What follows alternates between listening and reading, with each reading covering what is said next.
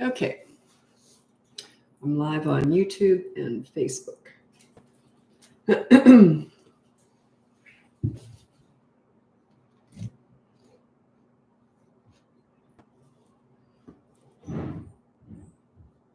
we go. People are coming in. Where are you from, by the way, while we're waiting for people to turn up? I'd like to know where you're from. I'm here in Vancouver, Canada. So I'd love to hear where you're from.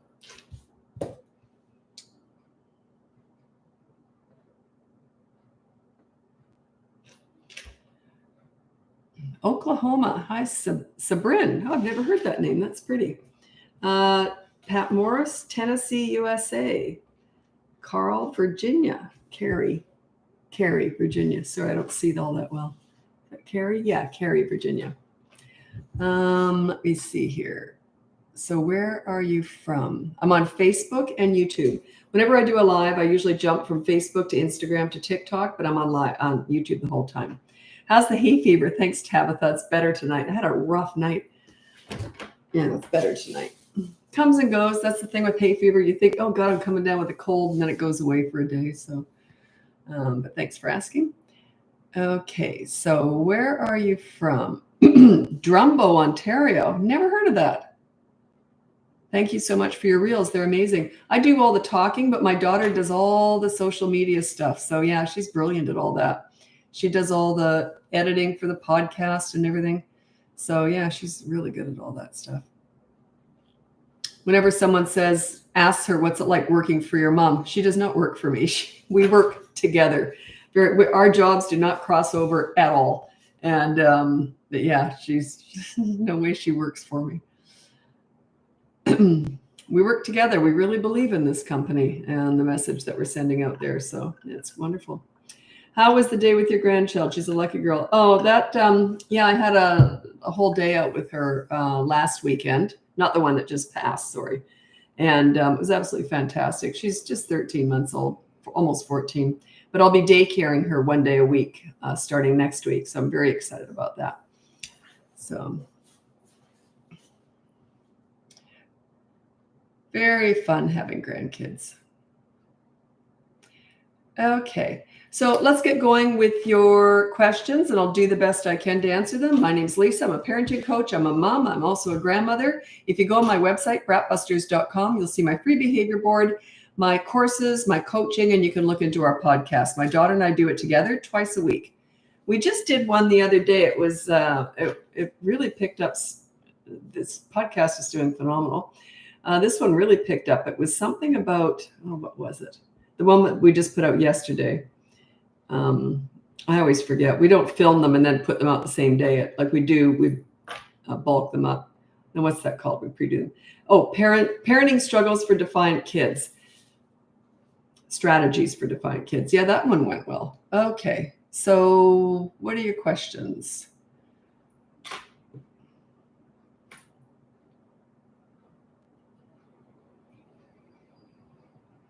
It's funny, whenever I'm with my granddaughter, because I don't see a lot of her, maybe every couple of weeks, right? Because it's like a 45-minute drive and I work for 7 days a week.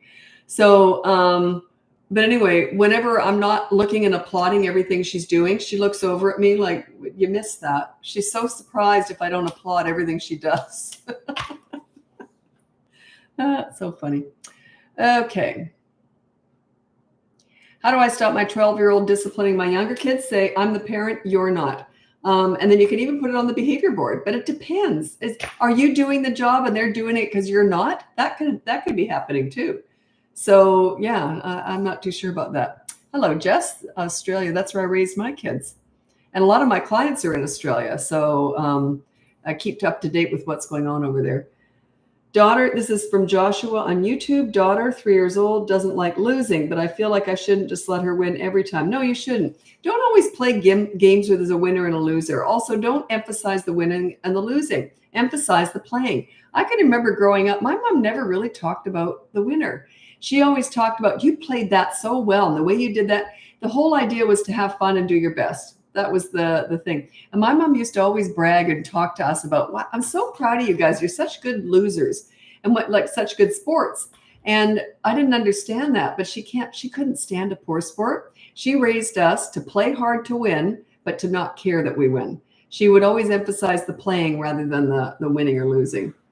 Like she used to say, I'd rather play well and lose than win through luck. She was a real gamer. She had really good sport too. But yeah, don't emphasize the winning and the losing. Is it really that important? You're playing a game to have fun, right?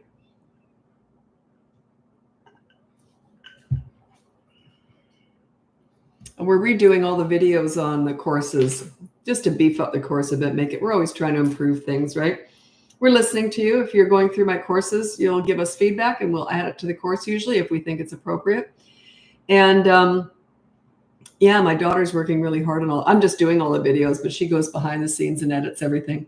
So I'm excited. It should be done maybe in a couple months. She's doing a lot of different things to it. But it won't cost anymore. It'll be the same.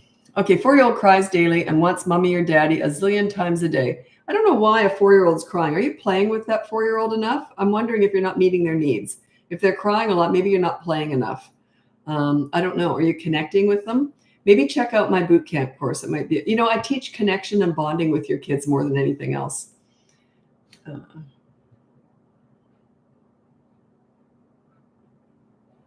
Yeah, 2-year-olds having worse tantrums. I ignore it, still taking forever. Yeah, it takes time.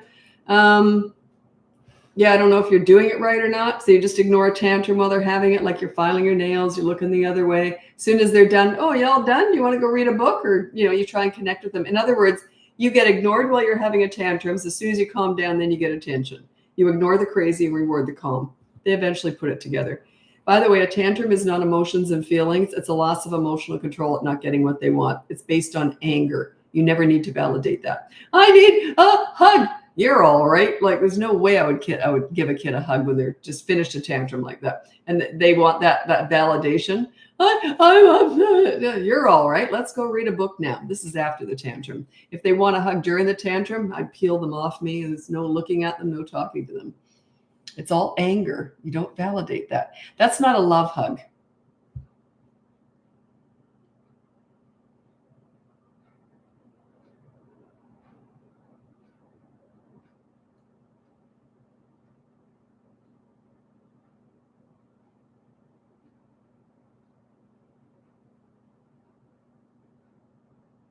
Okay, you got an 18-year-old. This is Brandy from New York. 18-year-old and a 3-year-old. And the 18-year-old's always trying to rile up the 3-year-old. You'd have to hire me for that because teenage stuff is coaching. I don't know what your relationship was like with your 18-year-old, so I can't.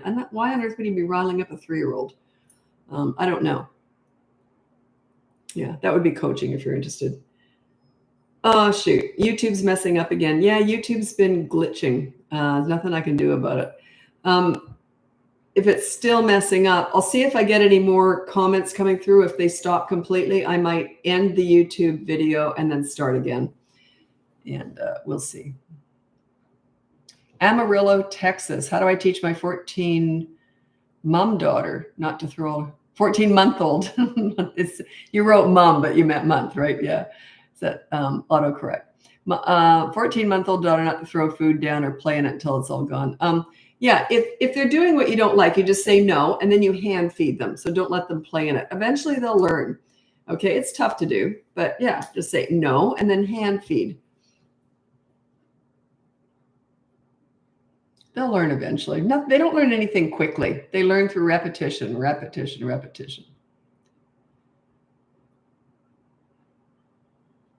How do you handle mild violence during tantrums? When they get physical during a tantrum, you just physically restrain them, unless they're too big. And if they're too big, you can still try and prevent them from hurting themselves or hurting someone else, but you don't try and prevent the damage to property when they're really big because it's dangerous. So yeah, they've lost their mind when they're having a tantrum, so don't expect too much.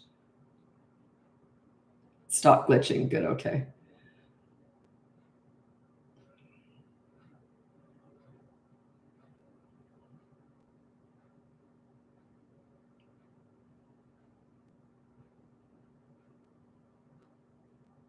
Asheville, North Carolina. Never heard of that before. Asheville, North Carolina. Okay. Okay, this isn't good. My son, 4.5-year-old, hits and spits when he gets mad. He does it at school with kids and teachers. That's hard to do. I mean, not hard for him to do, but it's hard for you to address. That's the second school and looks like they don't want him anymore. How can I fix the hitting and spitting? Check out my boot camp course. You might even want to look into hiring me. He wouldn't do that if you were a leader. They just don't act like that when they've got a leader as a parent. So you might want to check out my boot camp course, or if you want to go the extra, go hire me for coaching. There's a wait, you can join the wait list for that. But yeah, that's sort of next level stuff. I don't know what's going on with him. I'd have to figure that out. But I know you can't be a leader. They don't do that if they've got a leader for a parent. They just don't. You don't want them kicked out of a second school, then a third school, et cetera. You want to get a handle on that.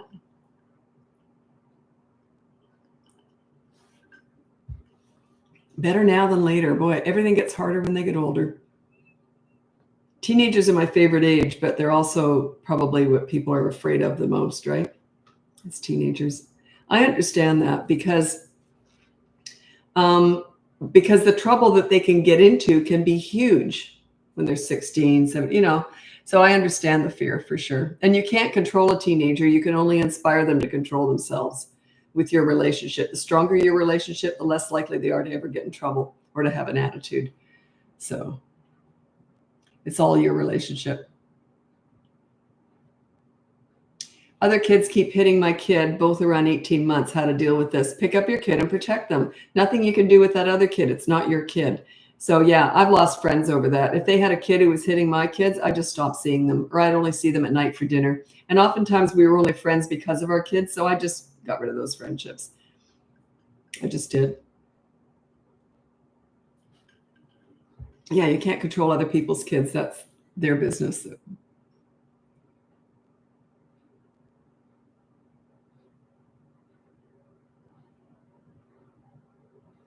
Okay, potty training. It's in my course. It's a whole system. I called it a potty party. It's based on incentive. You do use treats. I don't like using treats with stuff. There's a couple things I do it with. One is potty training. And the other one is more just incentive time. I won't go into all the other one. But anyway, potty training is incentive based. So if they sit in the potty, they get one chocolate chip. If they sit there for 30 seconds, I can't remember what it was. If they pee, they get 2 chocolate chips. If they poo, they get 3 chocolate chips. It's sort of all incentive based. And anyway, it's a whole course. You can check it out. It's in my boot camp courses. It's in both of them because the second boot camp course goes from 3 to 12, but some kids still aren't potty trained at 3. I think the oldest one I worked with was 5 or 6 and still wasn't potty trained. Could have been, but just, had these fears and all that. So can't remember how old he was. Okay, if my daughter, this is Joshua on YouTube, if my daughter, 3 years old, doesn't do her consequence within the 15-minute time limit, do I keep restarting the time and adding a consequence until she finishes it? No. I'm assuming you've looked at the behavior board. So once you start the timer and she doesn't do it, then you resort to the second consequence, which is you take something away. So what Joshua is referring to is my behavior board. It's completely free on my website, BratBusters.com. And if you go on there, the behavior board has rules and consequences. You're on there too. So if the kid breaks a rule, their consequence is something like do a chore within 15 minutes of being asked to do so. If they don't do that, then you resort to 24-hour media blackout. So they always have 2 consequences. They do a positive action. If they won't do it, then you resort to the negative deprivation. Okay. Jennifer, great podcast. Excellent. I'm glad you're enjoying them. I think my daughter said we've done 36 of them now. We're having a blast doing them, by the way. I didn't think I'd ever get her in front of the camera. She's actually on YouTube. You can see the video of them. And she doesn't like being front facing. She likes the behind the scenes. I like the front facing. I like talking. So she likes talking, but just not on camera. But yeah, she's doing really good with it. And she's actually really enjoying it. She does. It's my daughter, Amy. She does all my marketing and all the planning for the business. She's very integral in this business. Believe me. It was funny because I said, I don't even know how I'd run this business without you. Like, because I can totally trust her. I don't know what she does. She does her own job with the company. She just decides what to do with the company. And so I said, I don't know how I could run this business without her. And she goes, well, actually, I kind of need you too. I thought, oh, right. So we're both very much, it's great. Yeah, we have every intention of continuing with the podcast. We really are enjoying it. And it's such a nice business too, because it's a very passionate business. I've been doing this for almost 20 years now. And then my daughter just came on board last August full time. She left her corporate job to work with me full time. And it's mother-daughter talking about parenting, like how it's just amazing. We keep pinching ourselves. Are we really? Because she's, she works for herself. I work for myself, but I'm able to provide this opportunity for my daughter too. It's fantastic. It's a mother's dream. Parents' dream to have their kids working with them. Okay, it's my 3-year-old that's constantly tries to get a negative reaction from his 18-year-old sister. Oh, he will pick. Oh, then go after the 3-year-old. Go out, get the behavior board, just check it out and put down no teasing your older brother, something like that. Oftentimes, parents are very quick to punish the retaliator, not the instigator. So if the 3-year-old's the instigator, then put something on the board, And then sometimes parents will say to me, but how do I get my teenager to spend time with my younger kids? I think that's unfair. Don't expect a teenager to play with a 3-year-old. I don't think they have to. They're not the parent. Okay. Yeah. And someone argued with me with that one. And I can see why you would. I understand that, but I stand by that. I don't think that you should force your older kids to play with the little kids.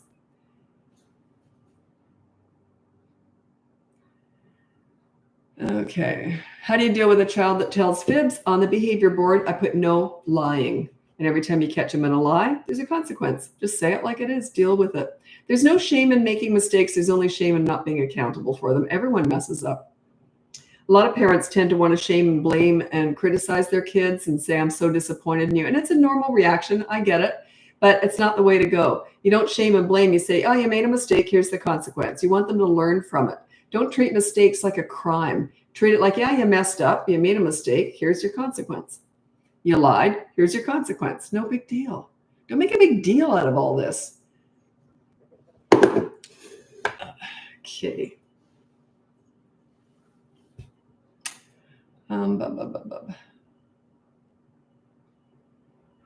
Okay, what if they do the chore? So they do the consequence, but they say nasty things. I hate you. You are the worst, and just lots of mouthy things. I'd go, whatever. Like, do not react, but let them know you hear them. I'd go, alrighty then. And then just go back to timing, like about 15 minutes. Yeah, who cares if they say that? That's the attitude department. You can't address that. Let them get it off their chest, but let them know you hear it. Yeah, whatever. Alrighty then.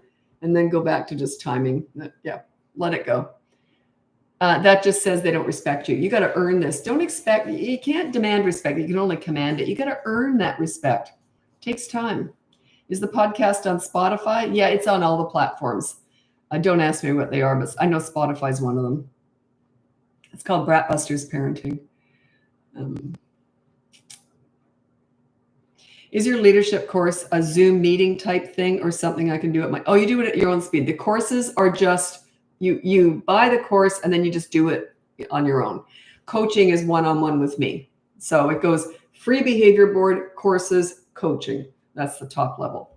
So make it sound fascinating. It's not that fascinating. It's just coaching. Oh, coaching. I made it look like, wow. There is a wait list for that. And if I do, sometimes people know other people, they have friends or whatever that are both go on the wait list at the same time. One might not hear from me for a week. The other might hear from me that same day. I'm looking for specific ages because I like to mix up the ages of my clients. I'm usually working with about 100 clients at any given time. I try and keep it around there. And a lot of them are on hold because they're doing really well. They might have hired me 3 or 4 times. So they've just, maybe I only talk to them once a month. So, they just like to have me, they call it, what do they call that? Have me on retainer. So, whenever I get lawyers as clients, they say, oh no, I want you on retainer. So I just want those sessions I can talk to you when I need you. So, but yeah, so even though I have a lot of clients, I'm not talking to them every single week necessarily.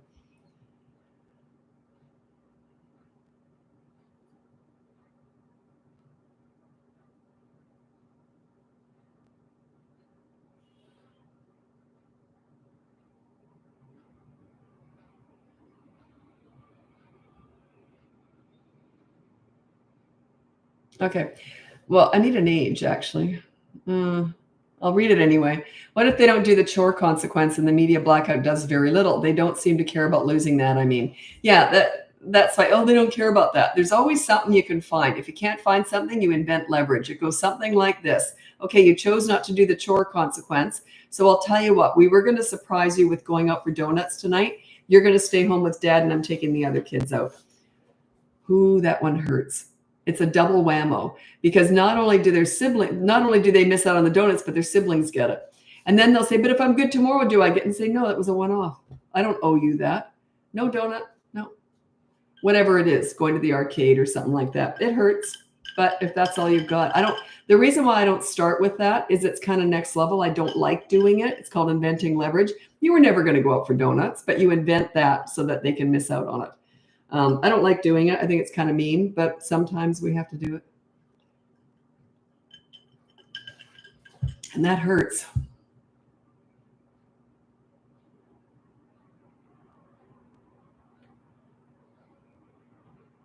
What about when it's time to really go, like to school, and they refuse? 7-year-old boy, could work on your leadership. There's nothing you can do in the moment. If you're that red zone with a 7-year-old, you can't even get them out to school. That's what I almost call red zone. You either have to hire me or get the course, and it's going to take weeks to really get that under control. So it's not an easy answer.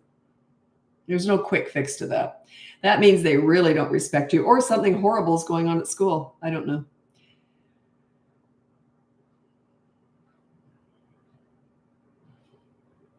Okay, I'm going to move over to Instagram now. If you want to follow me over there, that's great. I'm also on YouTube the whole time. So thanks so much for watching me. My name's Lisa. I'm a mom, grandmother. I'm also a parenting coach, which is why you're here. If you check out my website, BratBusters.com, you can see my free behavior board, my courses, my coaching, and you can look into our podcast. My daughter and I do that together twice a week. Happy parenting. I'm going over to Instagram now.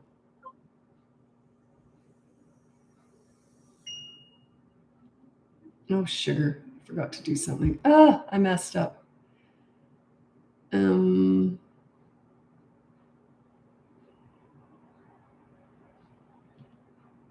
I have to talk to my daughter about that.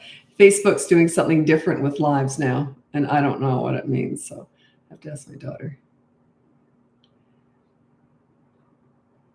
Oops.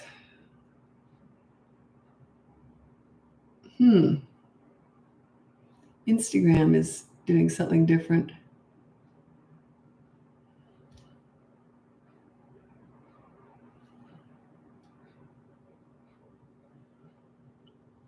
That was weird.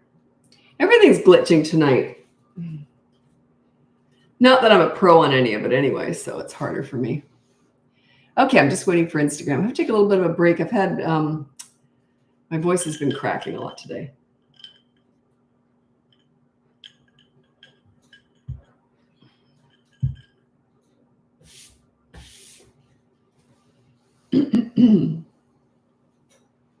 Okay. I've got about 100 in here now. So let's get going. Welcome. I'm on Instagram now, and I'm also on YouTube the whole time whenever I'm doing these lives. So if you check out my website, BratBusters.com, you can see my free behavior board, my courses, my coaching, and you can look into our podcast. My daughter and I do that together twice a week. So there we go. Hello. How are you? I'm great. Feel really good. I'll be daycaring my daughter-in-law.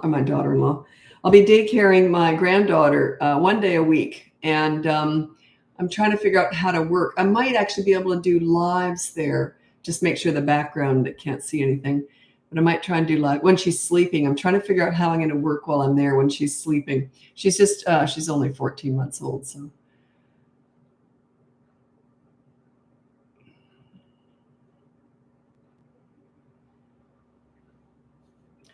How to make our 4-year-old stop mocking us when we tell him to do something. You got to work on your leadership skills. That's a pure sign that he just does not respect you at all. You got to earn that. You got to work for it. That's all I teach here is how to teach. I teach parents how to be calm leaders for their kids.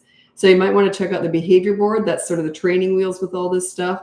Or you might want to go to the course. Probably don't need coaching for that, but you can look into that. Just go to my website.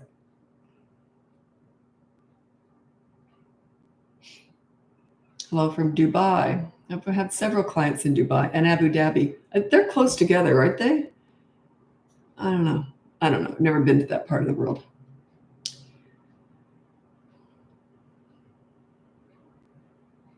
know if I'll ever get to Dubai because my whole life revolves around health and fitness.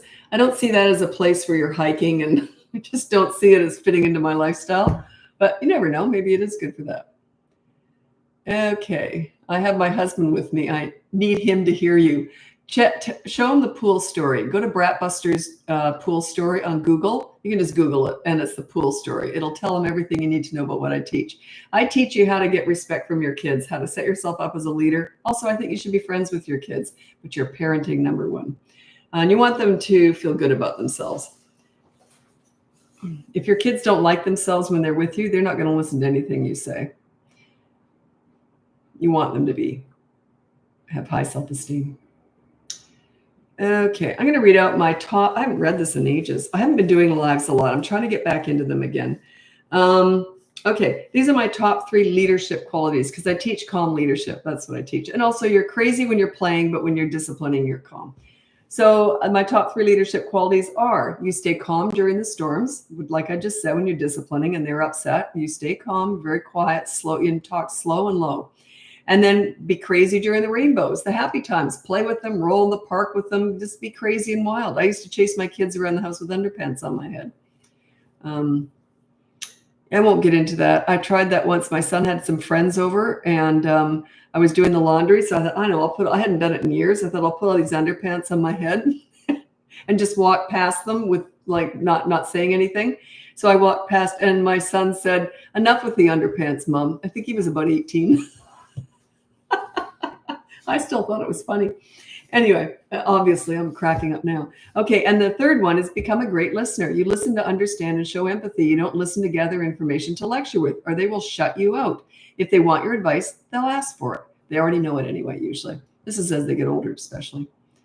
And even when my kids were little, my mom never gave me advice. I'd say, "Mommy, what should I do? So-and-so been mean to me." She goes, "I don't know. You're a smart girl. You can figure it out." And we'd talk about it. I always thought I was solving all my own problems.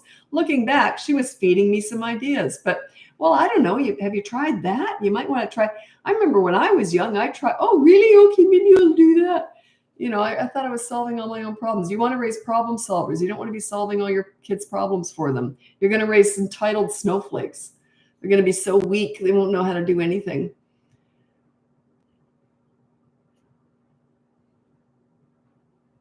I was just going to give a really bad example. Anyone who's been following me for a while knows I'm terrible at analogies. I almost said this analogy, and I literally thought before I spoke. And I don't do that. I just blah.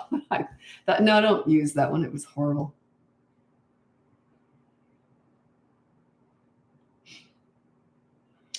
Okay. If you want to know some consequences, just go on the behavior board. It's completely free. You can check it out. There's a list there of ideas. And don't get caught up in what's on the board.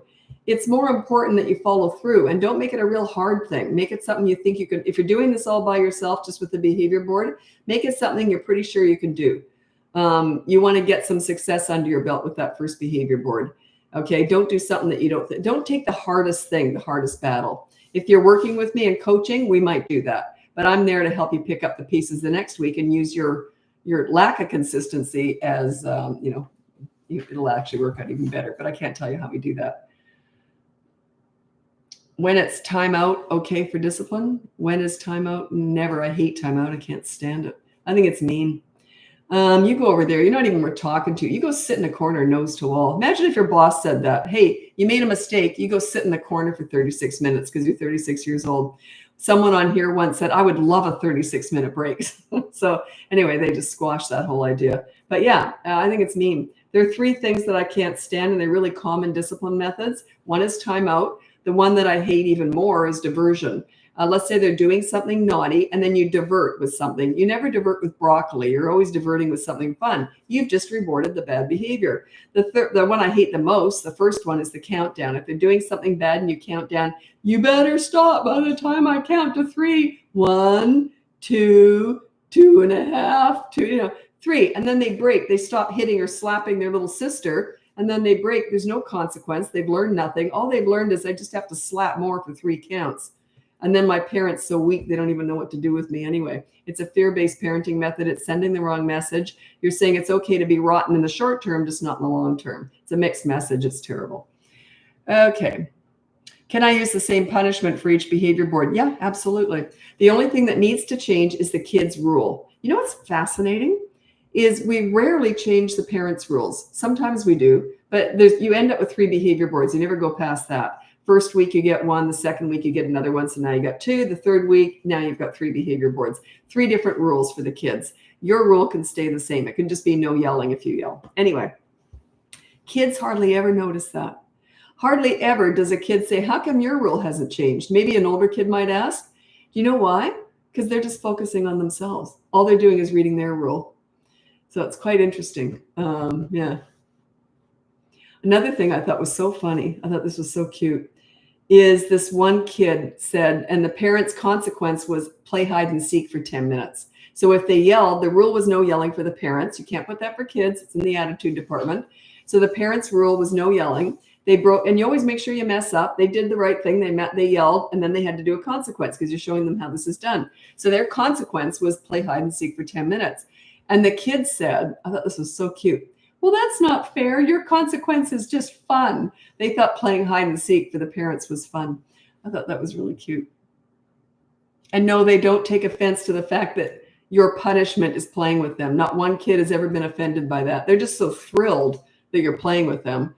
So yeah, not one kid, I've been doing this for 20 years, not one kid has complained, has been offended. They're just thrilled.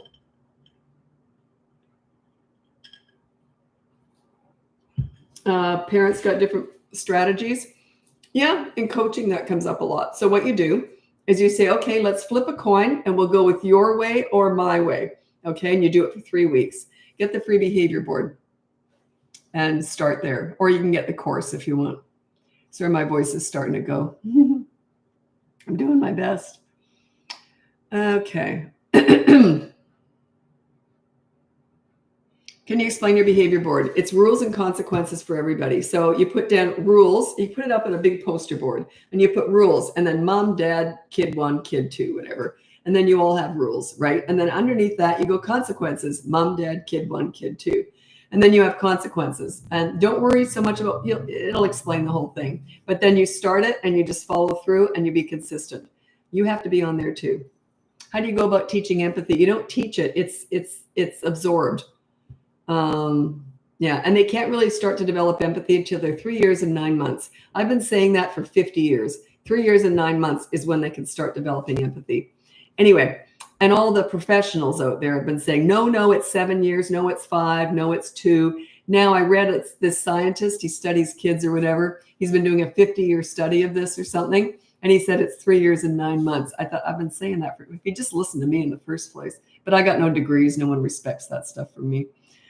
Anyway, 3 years and 9 months, their brain shifts and they're able to, it doesn't mean they're going to have it. It means they have the ability to develop empathy.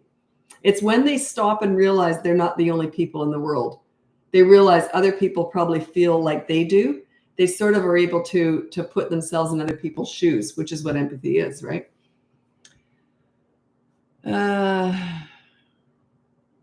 How to handle a child saying they don't love you? Oh, one kid says it to the other. Oh, I would put that on the board and I'd call it no being nasty. And I would say, when you do that, you're going to get a consequence. And I would make them have to give up their favorite toy to the kid they were mean to. Something like that. They have to give up something for that kid.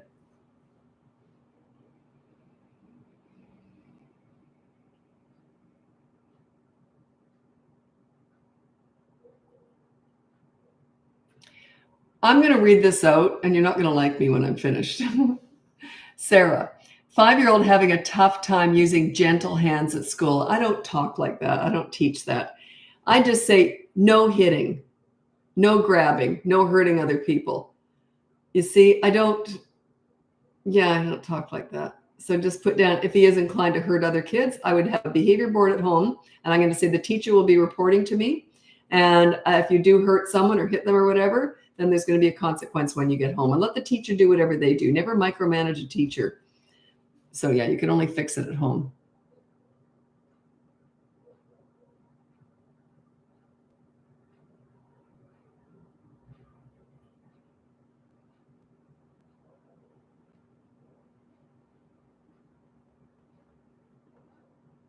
Okay, it's a good question.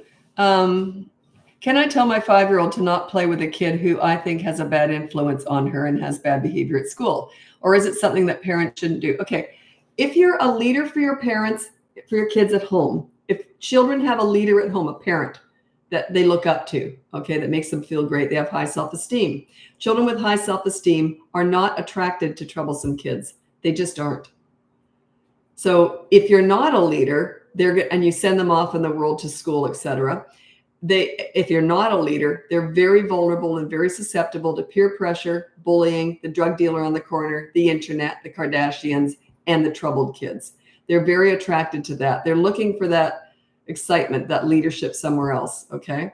So yeah, it's you. Be a leader. And I wouldn't tell a kid to stay away from another kid unless they were really little. They might not realize that kid might be dangerous or something. I don't know. There could be all sorts of things going on. I don't know. But yeah, it's awfully young. I wouldn't worry too much about it at this age unless they are really doing something that's scaring you. I don't know. Okay. My 6-year-old doesn't listen and zooms out whenever I ask her to do something. Oh, that just means you're not a leader. You got to work on your leadership skills. That just means that your child does not respect you. That's all. You got to earn respect. You got to work for it. I worked my butt off to get respect when I was working with kids, and I managed to get it with all the toddlers, kids, and teenagers I was working with. It's not them. It's you. It's always you. I know how to get respect. I know how to talk. I know my body language. I know how to have fun with kids, connect with them. And that's all I teach here is how to connect with kids. Your superpower is that they like themselves when they're with you. I had a teenager once say to me, I didn't like myself until I met you, Lisa. I thought, wow, was that the nicest thing you could ever hear? I didn't like myself until I met you. So that's my goal. I want kids to like themselves when they're with me. And then how are they going to treat that person that makes them feel great? That's all I teach here is leadership. How's that going to make them? How are they going to treat you? You're the source of them feeling great about themselves. You're the source of their high self-esteem. It's not done through praise, by the way, right? Don't ask me what it is done through. It's an amalgamation of everything I talk about, but I don't have one simple sentence for it. I'll just ramble on forever about it. If you are wild and loud with your kid, will your kid be wild and loud? Well, I was wild and loud when we were playing, for sure. My kids were never as crazy as I was, though. I was nuts. So, but they know when it's appropriate. So I never had a problem with that. But that's a very funny story, actually. My kids were 14 and 9, and we were visiting my mom in Canada. We lived in Australia. And my mom was elderly. She was in her 80s. And she had a house that backed onto all these other yards, and they all kind of, knew each other because they were all back gardening and that. So anyway, while we were visiting, she was out back gardening one day. It was just me and my 2 kids. They never saw us out back because she just had a garden there. We were just sort of in the house and doing our own thing when we were visiting. So she said, her neighbors, kind of a few of them came out, and they said, Lil, are you partying every night? What's going on at your house? It's so loud. And she says, oh, no, that's my daughter and her kids at dinner. Every dinner sounded like a party. We had a blast. I love parenting. We just were laughing and loud all the time. But they knew we weren't like that at a restaurant. I just didn't know that the neighbors could hear that well. It was funny. I thought, wow, Lil's really partying in her 80s. Okay, you mentioned something about not overusing the word no. It's okay. Like I use it more with toddlers because it's just the start of your consistent corrective action. So if they throw a toy, I'd go no, and then I'd take the toy away or whatever, remove them from the fun or remove fun from them. It's just a sign that to let them know because you're kind of teaching them right from wrong, and it's repetition. With older kids, not so much. If I let them commit the crime, and then I deal with it afterwards. I never try and micromanage kids. Toddlers more you have to, but with kids I don't. I let them make mistakes. They know right from wrong. It's their choice if they make a mistake or not. They know I'm coming in with a consequence. And I talk like this. I say, oh, well, there you go. You probably shouldn't have done that. So here's the consequence. So it's like no big deal. It's like a business transaction.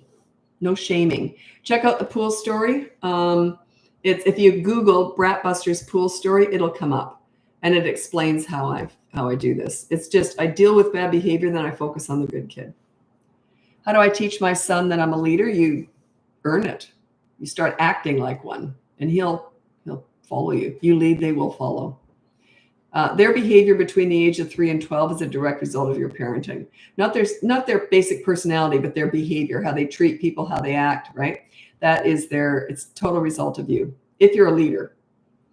Yeah. And if you're not too. So you have so much more power than you realize with kids. When you get really good at leadership, you have so much power. I remember when I was working with kids, I remember once thinking, and I was working with troubled teenagers, they're my specialty. And I was working with them and I thought, wow, I have a lot of power here. Like if I even looked at them the wrong way, they would have got upset. Because if you're the source of their self-esteem and it's fragile because they haven't had it for that long, right? Because it was troubled teens. So they're very like the way you react, the way you interact with them is extremely important. So I remember thinking that, wow, I got a lot of power here. I got to be careful. Because my opinion meant a lot to them. And that's a leader, right? And I respected that role. I was very careful with it.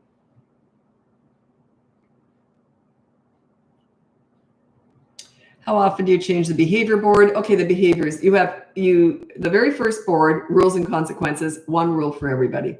The second board, the second week, you have another behavior board. You only need to change the rule. The consequences can stay the same. You just need to change the kids' rules, okay?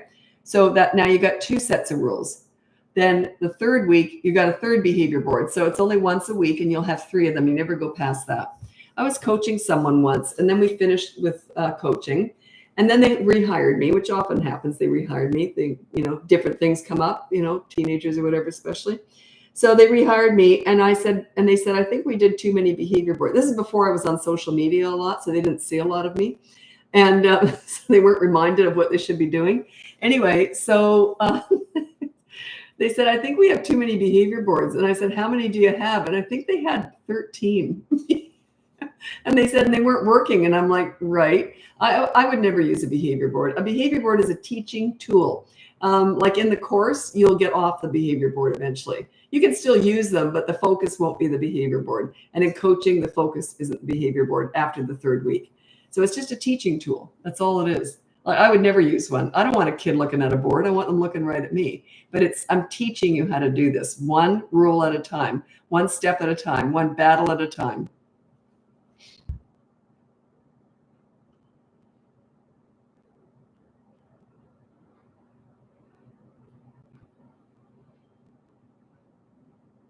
Oops. I got to move over to TikTok now. If you want to join me over there, you're welcome to. BratBusters Parenting. I got to go. And I'm on YouTube the whole time. BratBusters Parenting. So anyway, goodbye. Check out my website. You can see my free behavior board, my courses, my coaching, and you can look into our podcast. My daughter and I do it together, and we put out 2 per week. Thanks so much for joining me, and happy parenting.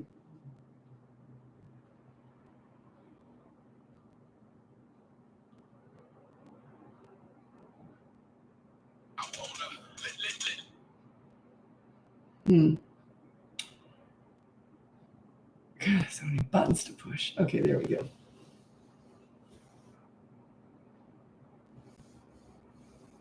So I got to take a break between social media just because my voice is so croaky.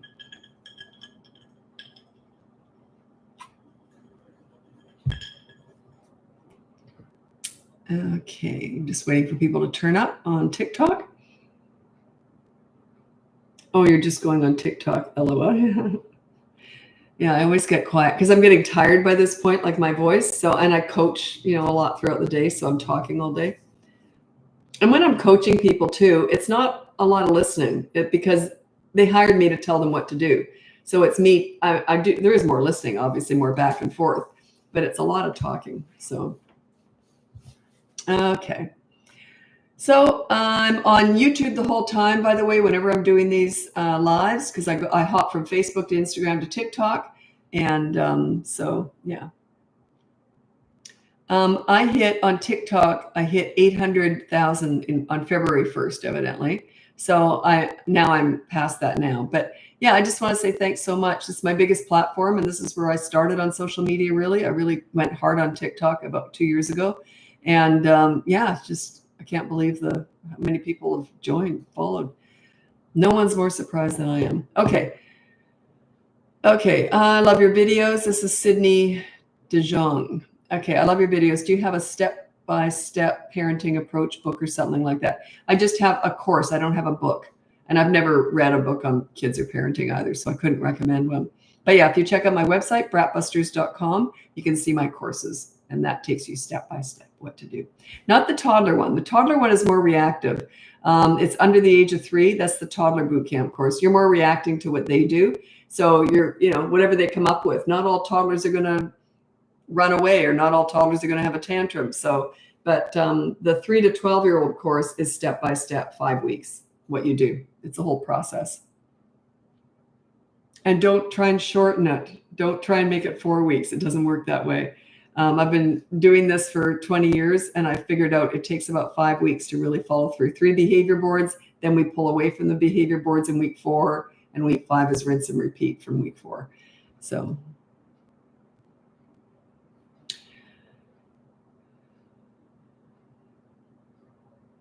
I don't have kids yet, but trying to get it right early. Yeah.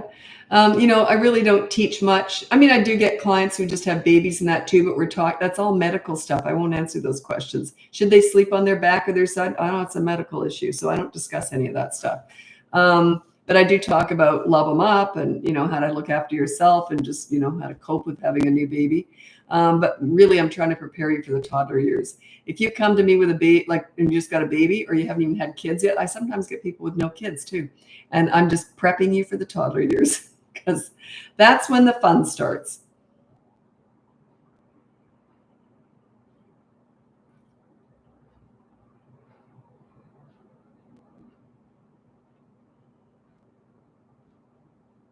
Well, someone just said, this is Amanda, said, how do you handle emotional outbursts at 3? Well, you mean tantrums? Let's just call it fit scenes, tantrums, meltdowns. Basically, they're not emotions and feelings. They're a loss of emotional control and not getting their own way. They're usually based on anger, if that's what you're talking about. I do not validate that. I just completely ignore it. As soon as they start having a tantrum, I'm filing my nails.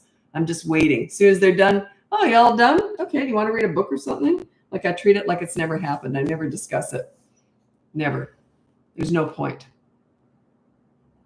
And don't interfere in that. If you try to interfere, and I need a hug and all that stuff, and you're messing it up. They need to learn how to get themselves out of it. You can't regulate someone else's emotional outburst. They have to learn how to do it.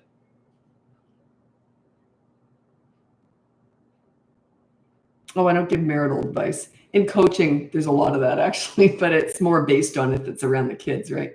But yeah, I don't give marital advice on here. I'm a parenting coach. Some people think, I remember when I first started on here, and I did daily lives for about a year and a half. I don't do them every day now. I don't have as much time, but a lot of people thought I was a psychic, which I thought was funny. Am I gonna end up, where am I gonna live in 2 years? I don't know. Teaching parenting here. But I couldn't figure out why they were asking those questions. Like, it's funny. And then I realized, oh, they think I'm a psychic. I always had some intuition stuff going on. I've had some real weird experiences in my life. I think everyone has a little bit of that, psychic ability stuff. But I always said, what's the point in having any intuition or anything unless you can pick lotto numbers? Like, I don't like knowing what's coming up. I don't like that kind of feeling unless it's lotto numbers, I guess. But yeah, it could never be used for anything.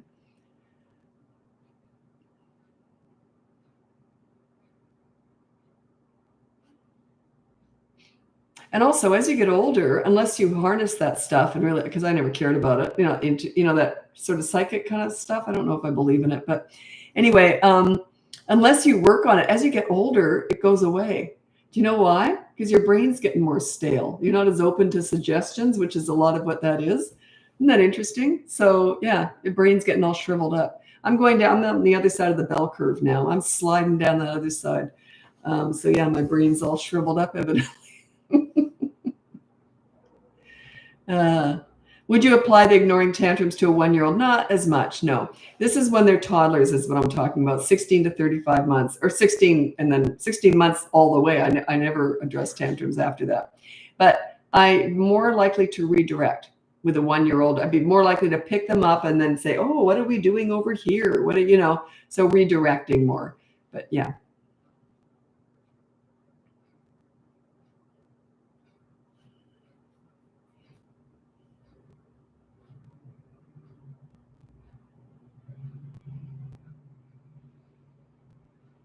Oh, I'm going to read out.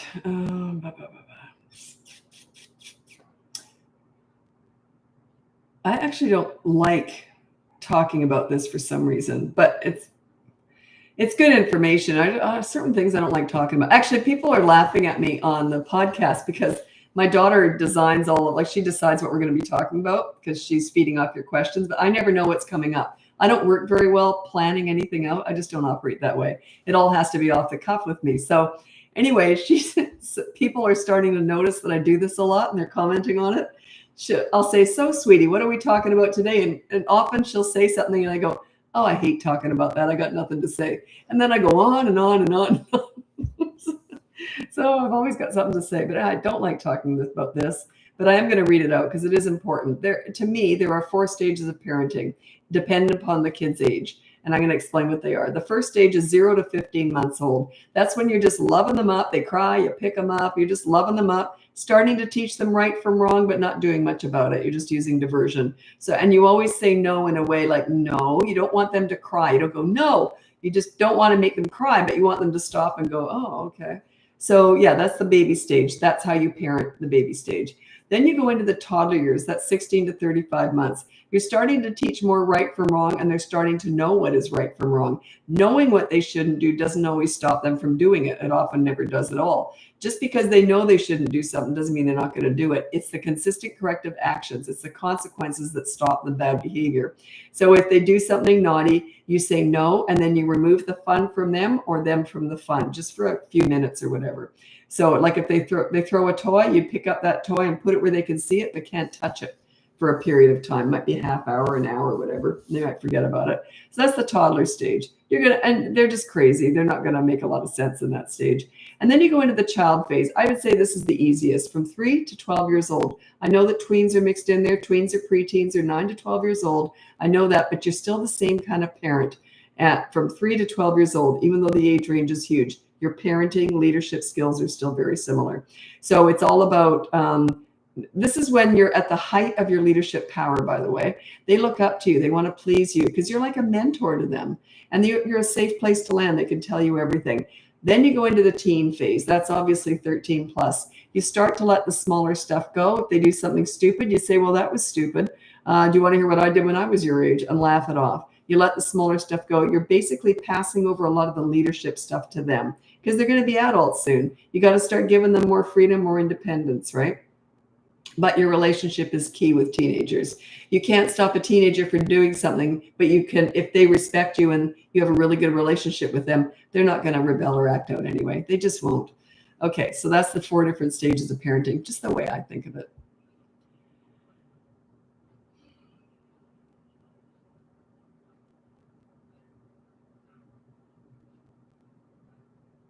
Oh, don't ask me about other parenting methods. I don't know any.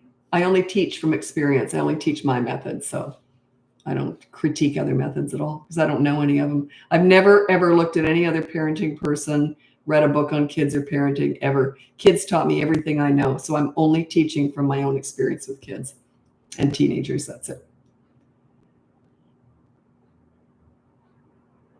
Oh, thanks, Cyber Money. Yeah, we love doing the podcast. Just having a blast.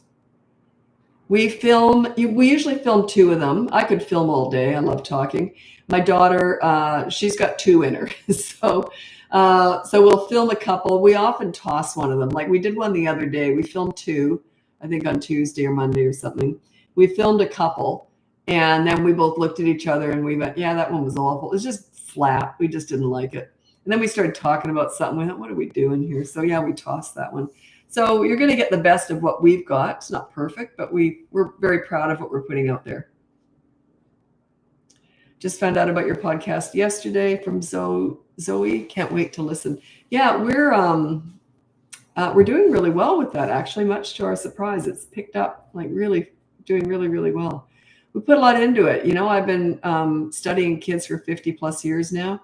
And my daughter's really good at marketing and she knows me. She was raised by me too. So And it's interesting. It's a different perspective. She knows from the child's perspective how I treated her. And she'll do a few things differently. For example, she's not silly and goofy like I was. I was nuts. I still am. That's not her style at all. So she won't do that, but she loves to cook. She figures she'll do more bonding with cooking. I hate cooking. I didn't do a lot of that with my kids because I just wanted to get it done. I just hate cooking. God, I hate it. I cook with hate. I just hate cooking.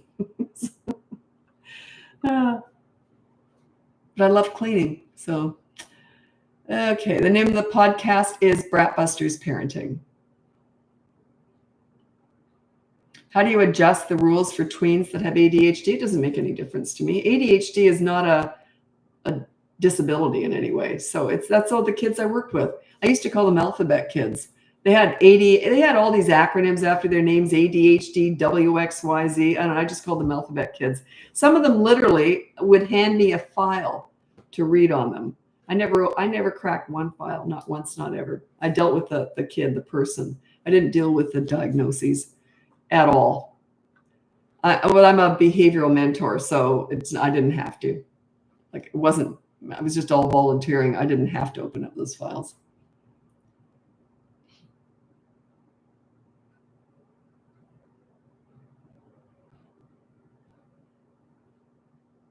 Oh, this is so cute. You're kind of what I'm after here with my business and these lives. Thank you for all you do. Never felt so normal at home alone with a toddler. I've learned so much. It's nothing more isolating than being home with a little kid because you can't talk to them, not like an adult. But yeah, and you start to think, what, am I going crazy? I can remember that I was out all the time with my kids, but every so often my back would go out or the kids would get sick and I couldn't go out. I'd go squirrel crazy.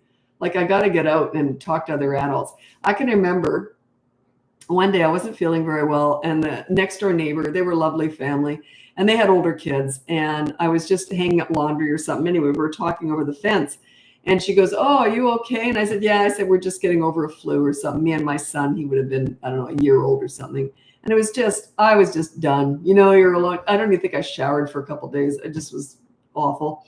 So anyway, and she said to me, the best advice, and she never gave advice. She wasn't that type. She goes, the best advice I can give you is to get dressed, but it doesn't matter if you got spit up on you, and just get out of the house. So I did that. I put my son in the stroller and I just got dressed, probably had spit up on me, went to the park, and darned if there wasn't another mom there who had spit up on her. We were both miserable and we ended up laughing. So yeah, you got to get out a lot as much as you can, but also it is very isolating. If you're with a toddler or a little kid, it's not a kid you can't talk to. It is quite isolating. I love playing with kids, but I still also like talking to adults. But what was so funny is my friends and I used to say that all the time. And yet, what did we talk about? Poop, spit up. What's the greatest toy out there? All we ever did was talk about our kids. Isn't that crazy? Cook with hate. Yeah. I used to make it. I'm a real health food nut, so I used to make everything from scratch when the kids are growing up. So, and bread and everything. I gotta hate cooking. So I could hide all the healthy stuff in there. That cheese sauce had all sorts of healthy stuff thrown into it, and they didn't know a thing. But anyway, I hated cooking. And what was funny though is when my kids were teenagers and we were going around eating at different people's houses, and he said, "Boy, they're such a good cook. Boy, they're such a good cook." And then he went like this, and he goes, "Wait a minute, maybe it's just you're really bad. Everyone else's cooking is so great compared to yours." I thought that was hilarious. Probably true. I don't care. I take no pride in it because I hate doing it, so I could care less. I can cook. I just hate it. Do you believe in positive reinforcement? Not really. No. But life, I do believe in a joyous household and having fun with your kids and bonding with them and connecting. That's all they need. Fun is their love language. Feeling enjoyed, have a connection. That is their love language. This positive reinforcement, it's okay. It's okay. It's kind of weak. Oh, that was such a good choice. You made a real. I think that's patronizing. I don't talk like that. Weren't you clever for doing that? I don't talk like that. Yeah.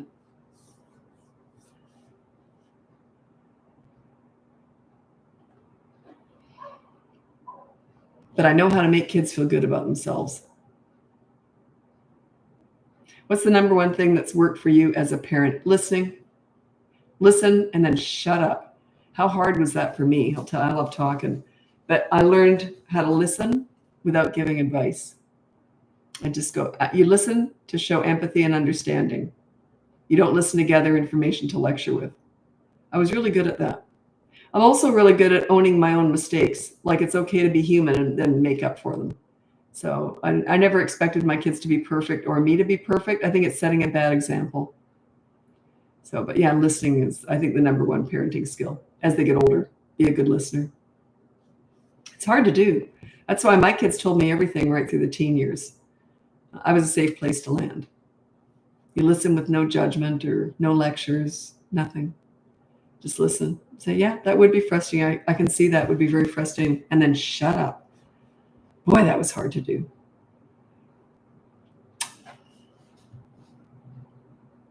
But then if they want your advice, they'll ask for it. They might have said, what do you think I should do? And I'd say, I don't know. What do you think? Maybe might try this. What do you think? I wanted them to problem solve, right? But they do it out loud with me. So.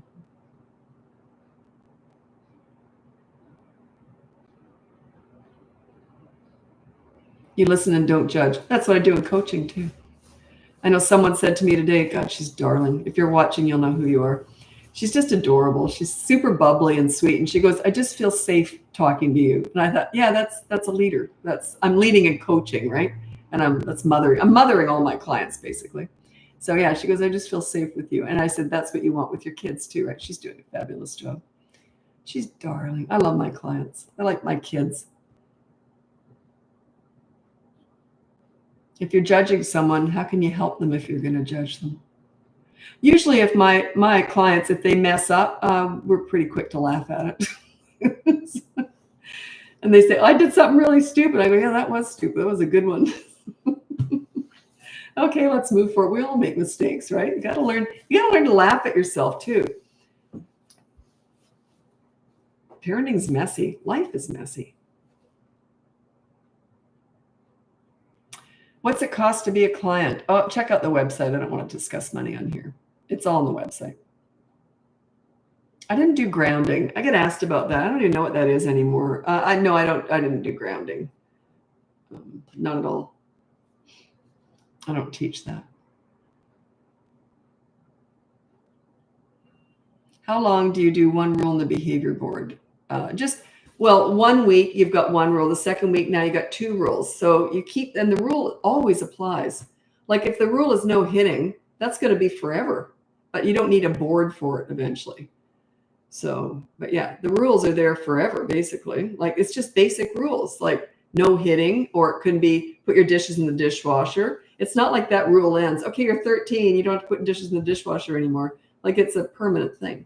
You're basically teaching them how to be respectful and responsible, right? So the rules are forever, but the boards aren't. You can get rid of it. Some parents like having those boards up. They'll use them forever. They might just have one board and they'll have all the rules put on there just as a reminder or something. But this is after a while when they've kind of mastered things. But some of them just like the visual reminder, But yeah, like I would never use a board because I don't want kids looking at that. I want them looking at me.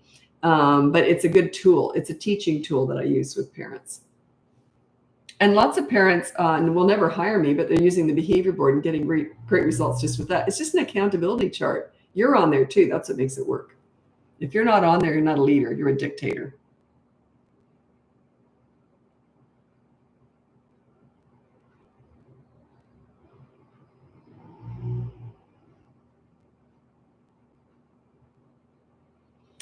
Okay, 8-year-old with ADHD is a perfectionist, gets hyper-focused. Tips to help that. Well, I can't assess the whole thing, like the perfectionism and hyper-focus tips to help that. I don't know. I can't assess everything, but definitely perfectionism is basically a byproduct of insecurity. It means if you can't do it right, you won't do it at all. There's something wrong with me if I don't get it right. It's a very, very insecure thing. It's not a good thing at all. So work on the kids' self-esteem, maybe check out my behavior board and maybe the course, and it might help. When you become a calm leader, it tends to calm the kids down.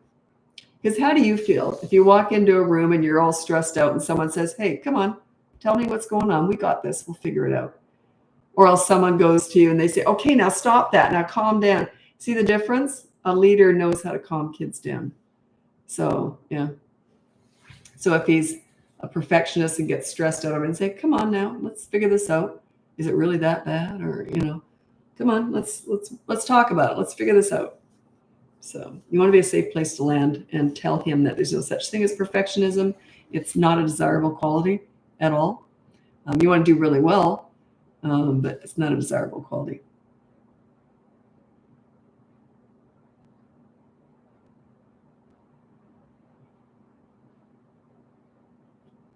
Is it normal for tantrums to last 30 minutes? I think the longest I ever heard of, and it was a full-blown, it was a much older kid, 6 or 7 or something.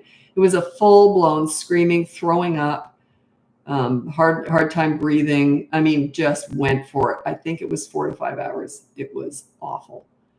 It was a client. And yeah, so it was almost 5 hours, I think. And this kid did everything. Throwing up, sweating, just about passing out. Yeah, he went for it.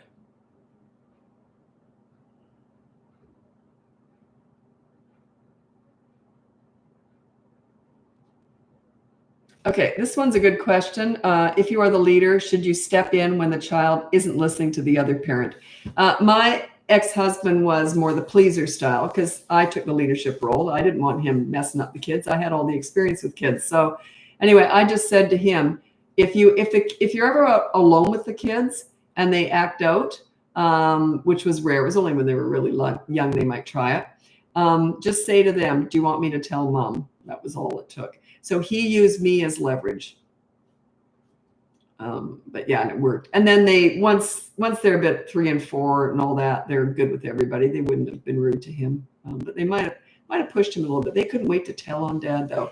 If he took them out for treats, which I didn't really like, but it was the game we played. So he'd take them out for some treat or something and they couldn't wait to get home. Daddy got us something, got us some junk food. And I'm like, Daddy, did you do that? So we're always kind of playing these games, but they only need one leader and the other one can use that leader as leverage. So you're still on the same page.